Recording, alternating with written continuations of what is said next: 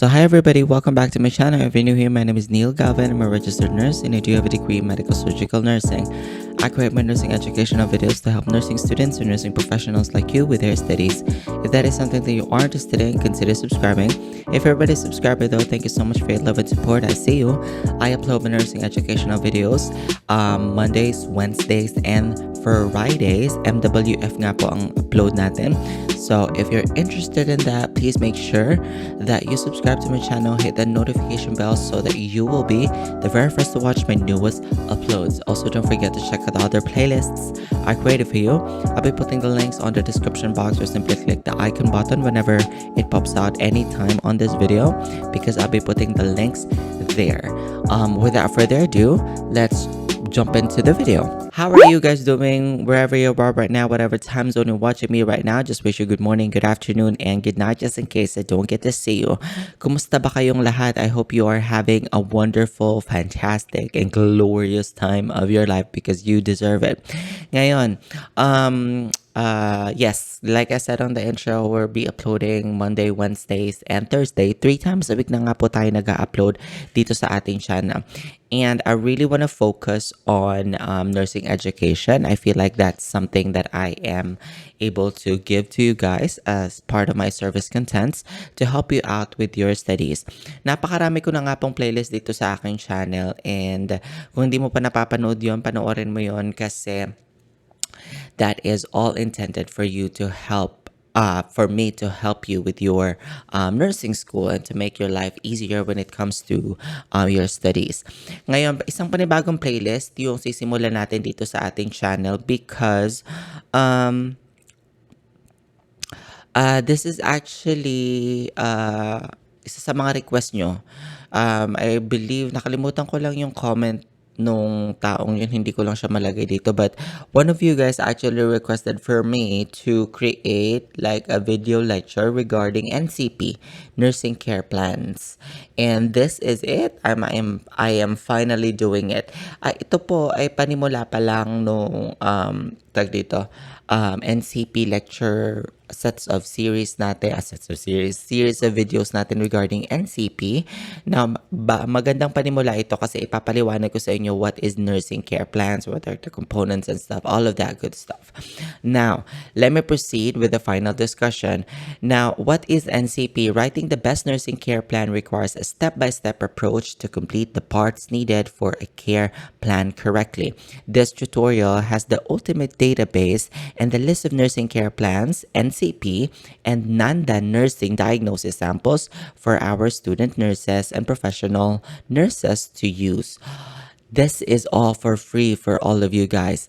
A care plan's components, examples, objectives, and purposes are included with a detailed guide on writing an excellent nursing care plan or template for your unit or sa work mo.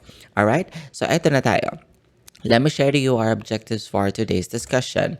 Bilang panimula ng ating NCP lecture, let me discuss to you what is nursing care plan, the types of nursing care plans, objectives, purposes of a nursing care plan, components, care plan formats, and of course, student care plans. Nako, may pinakaiba ba yun sa actual care plan natin dun sa student care plans? Malalaman natin yan for today's video. Simulan natin to. What is nursing care plan? Well, pamilya sa inyo tong libro na ito, itong ating Nanda Pocket Guide. Naku po, kung hindi nyo pa po natatanong, nabasa ko po ito 40, parang, ano yun? Edition 14 din ata yung nabasa ko, I'm not sure. Pero ito po yung isang example ng ating Nanda. Now, a nursing care plan or NCP is a formal process that correctly identifies existing needs and recognizes potential needs for risks. Care plans provide communication among nurses, their patients, and other healthcare providers to achieve healthcare outcomes. Without the nursing care planning process, the quality and consistency of patient care would be lost. So this is our foundation. All right. Nursing care planning begins when the client is admitted to the agency and is continuously updated throughout in response to the client's changes in condition and evaluation of goal achievement. Planning and delivering individualized or patient-centered care is the basis for excellence in nursing practice. So, binigay ko lang sa inyo yung brief description of what is NCP. Alright? Proceed na tayo. Types of nursing care plans. May mga klase pala yun? Yes, meron po. So, dito sa next slide natin, itatakal natin sila. Now, care plans can be informal or formal. Now, you say care plan is informal, or we call it informal nursing care plan. Now, this is a strategy of action that exists in the nurse's mind. So, sa utak lang ng mga nurses. So, action that exists in the nurse's mind. Alright, formal nursing care plan naman is a written or computerized guide that organizes the client's care information.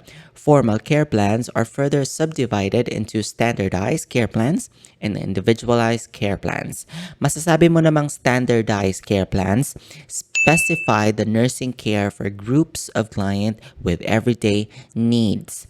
Sinasabi mo namang individualized care plans are tailored to meet the unique needs of a specific client or needs that are not addressed by the standardized care plan. So once again, these are the examples of your nursing care plan. You have your informal, formal, standardized, and individualized care plans. Malinaw ba sa inyo yun? Malinaw. Now, proceed na tayo. What is the objective? What are the objectives of NCP?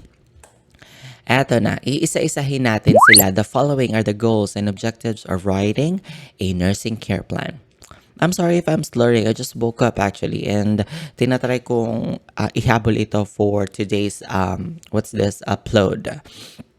So ito na. First of all, one of the objectives is to promote evidence-based nursing care and render pleasant and familiar conditions in hospitals or healthcare centers or health centers.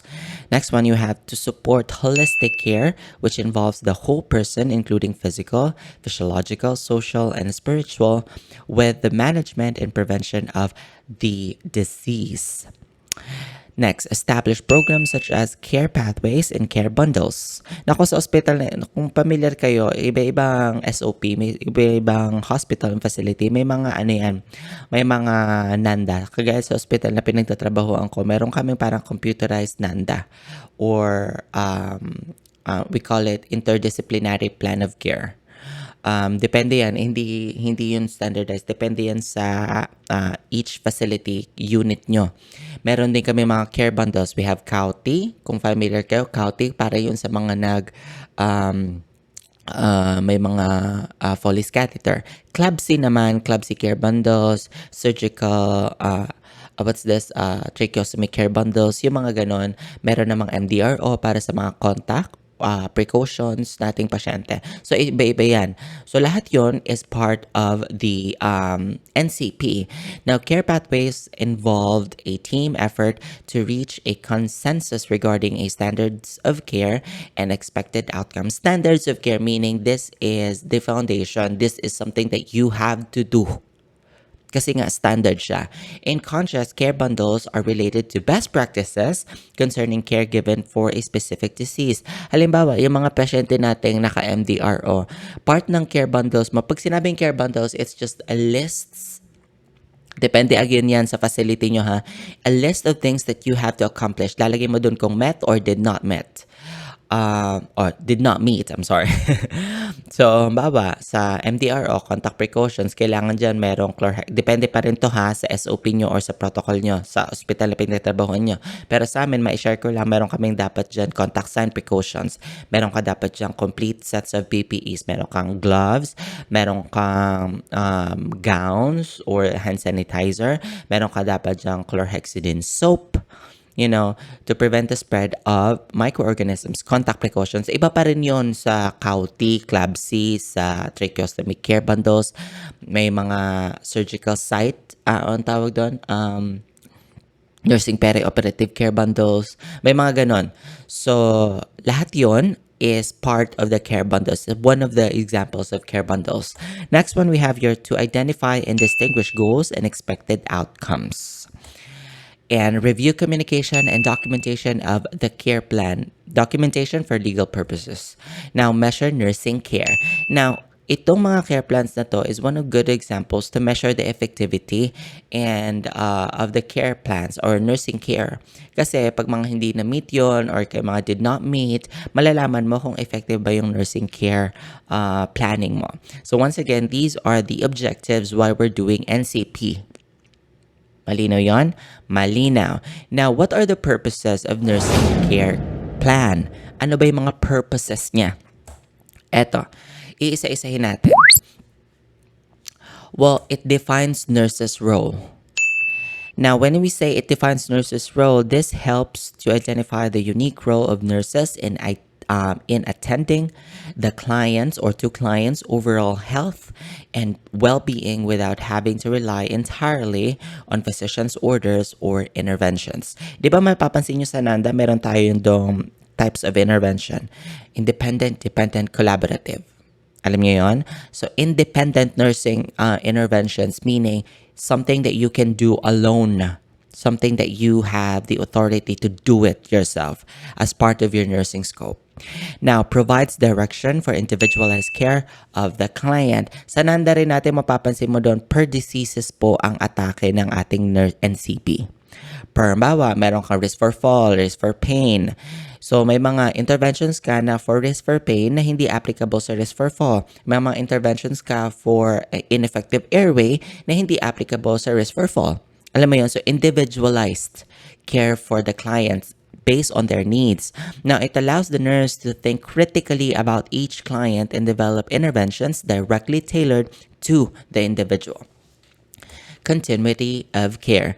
Nurses from different shifts or departments can use the data to render the same quality and type of interventions to care for clients, therefore allowing clients to receive the most benefit from treatments.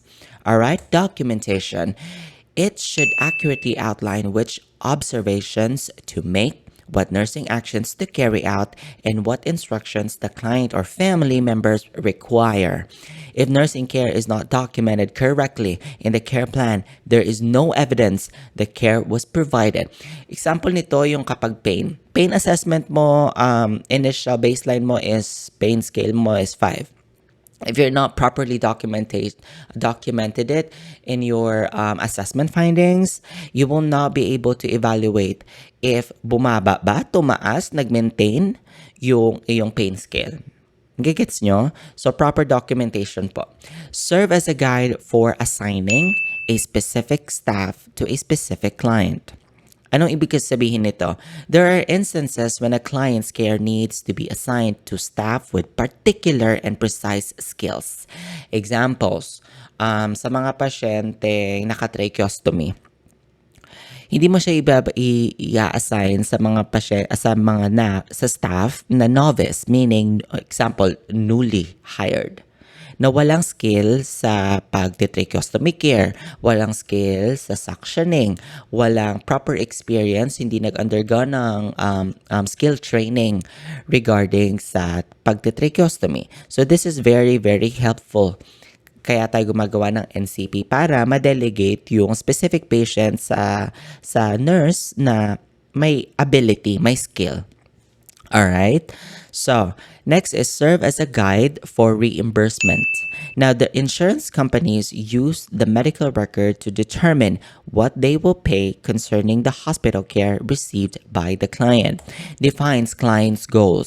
It benefits nurses and clients by involving them in their treatment of care. So once again, these are the objectives of your nursing care plan. Proceed na tayo. What are the components of your NCP? A nursing care plan or NCP usually includes nursing diagnosis, client problems, expected outcomes, and nursing interventions and rationales. These components are elaborated on the next slides. Handa na ba kayo? Hinga-hinga ha? Ito na. So, i-discuss natin to isa-isa. So, first you have your client health assessment. Medical results and diagnostic reports are the first steps to be able to design a care plan. Ano to? Ano tong mga to? Ito yung assessment findings mo. Right? Part of your assessment. Medical results, lab tests, diagnostic reports, kung may nakita pa sa dugo, may nakita sa ihi, may nakita sa lab, sa CT. or including din dyan, at also included dyan, definitely, ang iyong physical assessment. Right? Chief complaint ng pasyente mo. Alright? Baka kung pain, kung ano bang complaint niya, pagtatae, yung mga ganon. Now, in particular, client assessment is related to the following areas and abilities: physical, emotional, sexual, psychosocial, cultural, spiritual, or transpersonal, cognitive, functional, age-related, economic, and environmental. Information in this area can be subjective or objective. Diba may dalawang klase tayo ng assessment findings? We have your subjective and objective. Subjective, yun yung direct, verbatim, or verbalized by your client. One good example of that is the pain. Alright, pag sinabi ng client mong, pag tinanong mo sa patient mo, ano yung pain scale mo, 0 to 10, 10 being the highest, sinabi ng client mo 10, pero siya ay nagsa-cellphone, subjective yun. Wala kang magagawa kasi yun yung kanyang interpretation, no? Yun yung kanya, kasi pain is very subjective. Depende yun sa pain tolerance ng tao. Wala kang magagawa pag sinabi niyan 10. Pero, you just also have to explain to them kung hindi nag-come across yung explanation ng pain scale sa client mo, 'di ba? Para ma-make sure na naiintindihan niya kung ano ibig sabihin ng pain scale, yung severity. Objective findings naman, kagaya ng sinabi ko, ito yung mga nakita mo, ginamit mo yung 5 senses mo. Eyes, hearing, taste, touch, ano pa ba? Smell. So, objectives, lahat na nakita mo, including vital signs, and pain scale, that's part of your objective findings. Next, laboratory results is also part of your objective findings. 2, you have your expected client outcomes are outlined. These may be long and short-term goal. Di ba sa planning natin, meron tayong long-term plan, meron tayong short-term plan. Tandaan mo lang na kapag nagpa-planning ka o expected outcomes mo, it should be smart, systematic, measurable, attainable, realistic, and time-bounded. Those are the qualities of your outlining or making your nursing outcomes. You have your nursing interventions. Sa nursing interventions mo, di ba sinasabi ko, may 3 klase ng nursing intervention: independent, dependent, and collaborative care or interventions. Now, nursing interventions are documented in the care plan. Ano-ano ba yung mga steps or series of steps na gagawin mo? Bawa, in 15 minutes of nursing intervention, the patient will be able to ambulate. Encourage ambulation. Encourage deep breathing exercise. Yung mga ganon. Example lang doon. Next, you have your rationale for interventions to be evidence-based care. I cannot emphasize the importance of rationalization. Sa buhay natin sa nursing, laging may rationale yan. May dahilan kung bakit tayo ginagawa ito. Halimbawa, bakit ba tayo nag-a-apply ng anti-embolic stockings sa mga pasyente nating post-surgery? Because that is actually a medical device that serves as anticoagulant para maiwasan yung pamumuo ng dugo, embolism, right? Anti-embolic stocking, that is actually a medical device we apply to our patient post-surgery to prevent coagulation.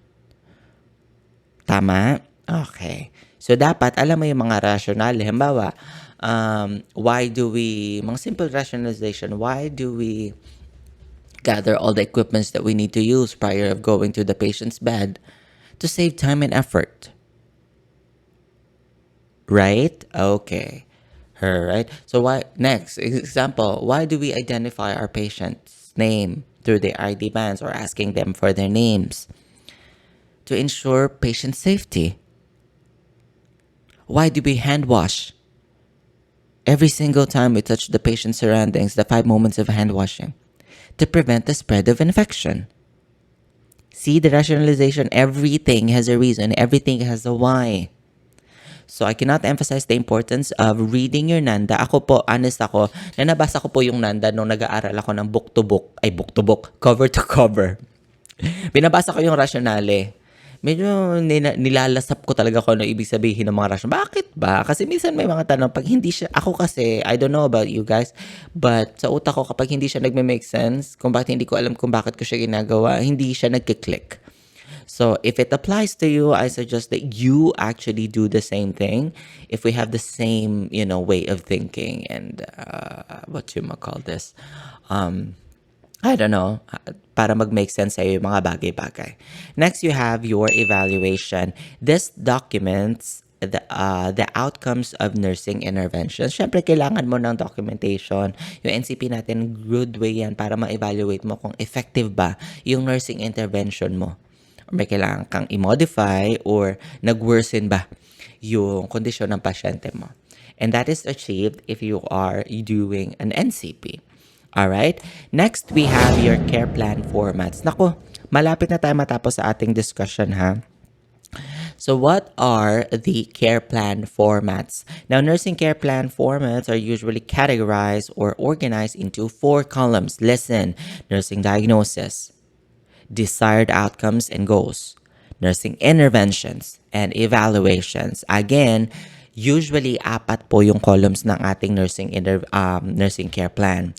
Now, some agencies use 3-column plan wherein goals and evaluations are in the same column. Other agencies, however, have a 5-column plan that includes a column for assessment cues. Doon sa agency ko, meron kaming assessment cues. Noong nag-aaral ako, meron kaming assessment cues. Part ng assessment cues mo, yung subjective and objective findings. Okay, mag-alala kasi ibibigyan ko kayo ng visualization. Ano ba itong mga pinagsasabi ko? Pero technically, usually, 4 lang po yung column ng ating nursing care plan. Ano yon? Nursing diagnosis, desired outcomes and goals, 3rd, nursing interventions, and yung 4th, evaluations. Alright, so eto na. So one good example ito ng 6-column format nursing care plan. So this is an example template. Makikita nyo dito, palitan ko lang to. Meron kang assessment, meron kang nursing diagnosis, meron kang goals and outcome, meron kang nursing interventions, meron kang rationale, and evaluation. Nung nag-aaral ata ako, ganito yung example nito. Ganito yung ginagawa namin actually. Of course,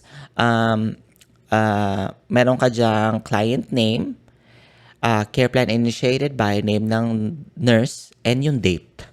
Ina-update po yung nursing care plan every day. Pagka nasa unit ka na, nagtrabaho ka sa ward, o hindi sa ward ka, sa ICU, ina-update yun every shift. Alright? So, okay dyang Okay, so eto na tayo. Yung kanina, 6-column format, ito naman, nursing care plan template, 5-column format. So, again, meron ka dyang client, yung name ng pasyente mo, care plan identified by, which is yung name ng nurse, and your date. So, ano-ano ba yung nilalaman ng 5-column format NCP? Meron kang assessment, nursing diagnosis, goals and outcomes, nursing interventions, and evaluation. Ano yung nawala? Nawala yung rationale. Okay? So, depende to sa agency nyo, depende to sa facility nyo, o sa, kung ano yung existing NCP, kung paano nyo ginagawa yung care plan nyo. Pero definitely, lahat ng mga hospitals or facilities, agencies, they follow an NCP care plan or NCP format. They have their own. Depende sa SOP. So once again, this is a 5-column format example ng NCP mo. Next, you have your 4-column format nursing care plan template. Ano-ano ba yung nilalaman ng 4-column? Meron ka dyang nursing diagnosis. Ito yung usually. Nursing diagnosis, goals, and documentation. 3rd one, you have your nursing interventions. And the 4th column, evaluation. Pansin nyo, hindi nawawala yung evaluation, yung goals and outcomes, pati intervention, constant sila. So once again, this is an example of your 4-column format. Meron ka pa rin dyang client, meron ka pa rin dyang name ng nurse, kung sino nag-initiate, pati yung date and time. So, yes. So, this is made by or composed of nursing diagnosis, goals and outcomes, nursing interventions, and evaluations. Malinaw ba yun? Malinaw. So, eto na tayo. Last one, example ng ating 3-column format nursing care plan template. Sa 3-column format, ang nilalaman lang noon, meron ka dyang nursing diagnosis, outcomes and evaluation, and nursing interventions. Walang evaluation part, walang rationalization part, walang assessment part. Tatlo lang, diagnosis, outcomes, and interventions. Ito ay example ng 3-column format. May mga ibang agencies, ganito yung fina-follow nila. Okay. Now, meron ka dyan pa rin client's name, care plan initiated by, which is the name of the nurse, and dates. I cannot emphasize the importance of doing NCP and how this actually helped me on my current practice right now. Having the knowledge of your nursing care plan, the practices and the scopes that you have, yung nanda na yun, wag niyong minamani. Kasi totoo po yun. Maniwala kayo sa akin. Nung nag-aaral ako, it doesn't make sense. Pero nung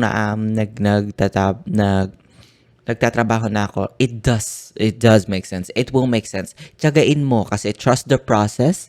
Kasi pagdating mo doon sa actual na pag nakagraduate ka na, nakapag-boards ka na, nag-aral ka na, mapapansin mo at marirealize mo na, ito yung nasa nanda. Kaya pala namin siya ginagawa. Because that is our foundation. Alright? So, sa mga nag-aaral dyan, maipapayo ko sa inyo, huwag na matigas ang ulo. Sige na. Basahin mo, dibdibin mo, lasapin mo yung pag-aaral. Alright? So, once again, this is an example of your 3-column formats. Alright, so last ko na tayo, student care plans. Naku, karamihan nga dito sa aking channel is, karamihan dito ay mga estudyante. So, in-include ko to, nursing care plans, examples of nursing care plans. Alright? So, eto na tayo. So, sa nursing care plans, sa students, nursing care plans natin, now these are more lengthy. Student care plans are more lengthy and detailed than care plans used by working nurses because they are learning activity for the students. Tumapasin nyo lang, ba naman ng NCP, naalala mo yung CI nyo kapag tinuturo. Sabi, gumawa kayo ng NCP dito, tagli-5, papasa nyo sa akin sa Monday. Sunday na ngayon, so kailangan magmuha ng NCP. Ano gagawin ko dito? Yung mga ganon. Pero, lengthy nga po yung ating student care plans kasi that is your training. Kumpara mo sa, lengthy siya kumpara mo sa actual NCP na ginagawa namin sa area na working nurses ka na. Because that will serve as your training, your foundation. Hindi mo siya pwedeng i-shortcut, girl. So, tiyagain mo. Trust the process. It will make sense. It will make sense. It will definitely make sense. Now, care plans by students, nurses are usually required to be handwritten. Required to be handwritten, not typewritten. Ewan ko ha, pero nung panahon ko, noong mga 2019, hina-handwritten namin to. Isang sheet of paper, a bond paper, sinusulat ho namin sila. Sulat. Kamay. Yes. Para, kasi, ewan ko pero sa akin mas nag-stick siya. Ayoko nang tinatype.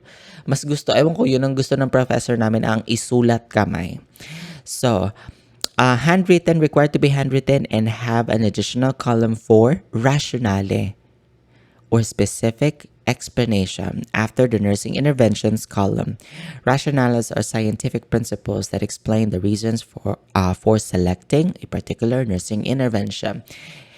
Sa mga nag-aaral natin dyan, sa mga estudyante, importante na alam mo yung why. The whys. Why are you doing certain stuff? Maniwala ka sa akin, pagdating ng araw, ma-appreciate mo kung bakit mo dinibdib ang rationalization.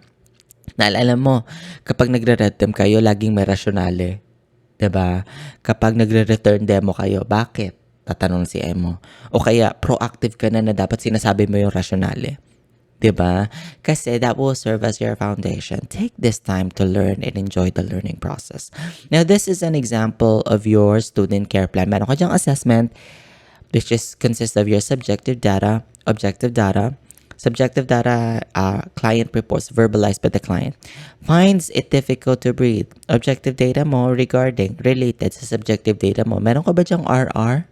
Meron. Ayan Ay, heart rate pala to. Heart rate, meron ka dyang cycles per minute, kung gaano ba. Kasi difficulty to breathe, kailangan isusupport ng objective data mo ang subjective data mo. Right? Meron ka ba dyang positive dyspnea or negative dyspnea? effortlessly breathing, use of respiratory muscle to breathe, nostrils, what's this? Nasal flares. Ano pa ba? Auto-saturation. Pulse rate. Affected din ba? Sinabi ko na yung auto-saturation. Yung mga ganun. Anything that supports your subjective data. Pwede mo rin dyan yung ilagay yung, kapag, example lang ha, pag DOB yung complaint, result ng ABG or VBG. Result ng history of asthma, smoking, ano pa ba? Yung mga ganon. Diagnosis mo, syempre ito yung, saan ba kinukuha yung nursing diagnosis? Sa NANDA ito. Kaya ginagamit mo siya. Sa unit nyo, kailangan may NANDA. Impaired gas exchange related to collection of mucus in airways. Kung gusto mo gumawa tayo ng video on how I can help you out with formulating your nursing diagnosis because I feel like I am just so good at this. Kasi inaral ko po siya. Inaral ko siya nung nag-aaral ako. Naku, hirap na hirap. Naalala ko pa yung CI ko na lagi kami naliligwak dahil sa nursing diagnosis namin na walang katorya-torya at ayaw na ayaw niya. So, naging passion namin to magkakaklase nung college. Naalala ko pa. Frustrate ako paano ako gagawa ng nursing diagnosis. Ngayon, I am so grateful that I was able to understand it to the core. May mga parts tong nursing diagnosis natin na hindi ko na elaborate. Kung gusto mong marinig, gusto mong gumawa tayo ng thorough discussion about your nursing diagnosis, the parts of it, and how you're gonna formulate it, let me know in the comment section below. Sa outcomes naman, meron ka dyang ito, long-term goals and short-term goals. Long-term goals, after 8 hours of nurse-patient interventions, the patient will be able to, example lang to, 8 hours long-term. Ang breakdown ng long-term goals mo, may mga parts din to. Kung gusto mong isa-isahin natin to, i-comment mo na sa comment section. Gagawin natin yan for you. Interventions, meron ka dyang, dependent, independent, and collaborative care. Ito yung example. Rationale, per each interventions. Evaluation, sasagutin mo yung outcome mo. Na-meet ba? Yung mga ganon. Alright? Alright, so that was it for today's discussion. Thank you so much. Please like, share, and subscribe to my channel for the nursing educational videos. Let me know if you have other nursing topics that you want us to do. Comment it down below. Abangan nyo nga po yung next upload natin regarding NCP. Kasi I'm planning to make NCP videos per each diseases na gawa natin ng video lecture yung NANDA. Okay, kasi fun ito, NCP. So, the next videos na maasahan nyo regarding sa NCP, I wanted to create like a new playlist na NCP lang kasi ayoko siyang ihalo sa iba. Baka ma-bombard tayo para actually mabilis nyo siyang ma-pull up. So the next videos were gonna be shorter because we're kind of like, I don't know, upload like a video regarding one NCP per day or one NCP per week or one NCP every 2 days. If you like this video, please give it a thumbs up. Tulungan nyo na nga po ako. Ipamalitan nyo na sa Radyong Sir ang pinakabago, pinaka-fresh at ang pinaka-libreng nursing review center sa balat ng YouTube. Let's connect. Follow me on all my other social media account. Everything is at Neil Gave except for my TikTok account, which is Neil Gave Official. I would also like to invite you to please like, share, and subscribe or follow my Facebook page. It's Neil Gave. All the links to my social media accounts, is on the description box. Also, gusto ko lang ibalita, parang naiisip kong gumawa ng podcasts. Let me know if you have other comments or suggestions on how I can make my podcast. I feel like doing a motivational type of podcast or like a pep talk or like an interview type of podcast. That would be lovely, no? I haven't thought about. I'm still undecided about the name, the branding, but in terms of the goal of the podcast, I know exactly what I want to do. Something motivational and empowering, something about wellness and well-being, spirituality. Yung mga ganon. Ayan, eto na talaga. Maraming salamat po sa pakikinig and I'll see you again after 2 days. You have a good one.